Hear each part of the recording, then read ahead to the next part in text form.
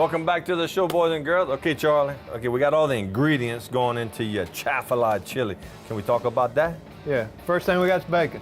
All right. Everything's better when you do bacon. What I do is I'll brown that bacon off. You're cooking with deer meat, so it doesn't have a lot of fat. Right, it's lean. So it's very lean. Right. So the bacon grease not only tastes good, it helps add a little You need something to kind of grease the inside, yeah, get it down. So basically what we'll do is we'll brown the bacon, then we'll chop some onions and throw them in, saute the onions in the bacon and grease, and then we'll put the meat in on top of that and brown the meat with all the onions and the bacon all together. Okay, so you got white onion. We're talking off camera. Yellow onions versus white onion. You just like your white onions. I like the flavor of a white onion, and I like the way it cooks down in the chili.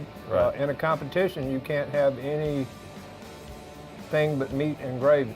So you want the onion to completely cook away and dissipate. Right. Same thing with the tomatoes and everything. Now, when we're cooking it at the camp, I don't cook it quite as long, and I put more in it because I like that chunk.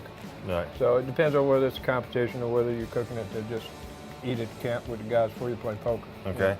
Now this is like you were talking about. It's a chaffalad deer. Is it straight deer or is it straight deer, ground? Some people mix it with pork. I do with some of my sausage. I'll do a 75-25 mix, 25% pork.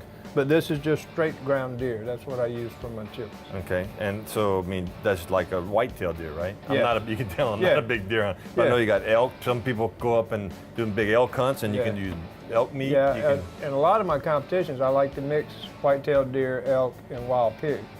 And that's generally what I cook in the United Way, cook off. But I don't get to go take the elk, so I have to beg rely other people. on my friends that have time to go do that sort of thing. Me too, bro. You know how that goes. Yeah, man.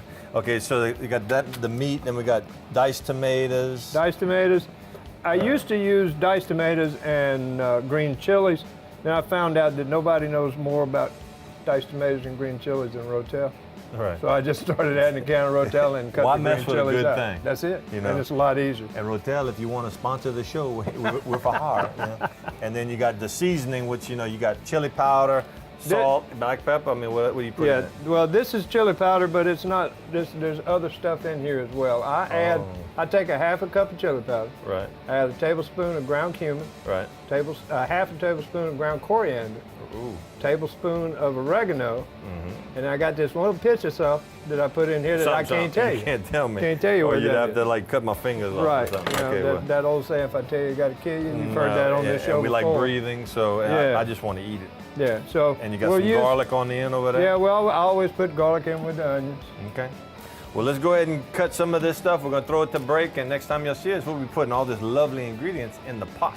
Don't go nowhere.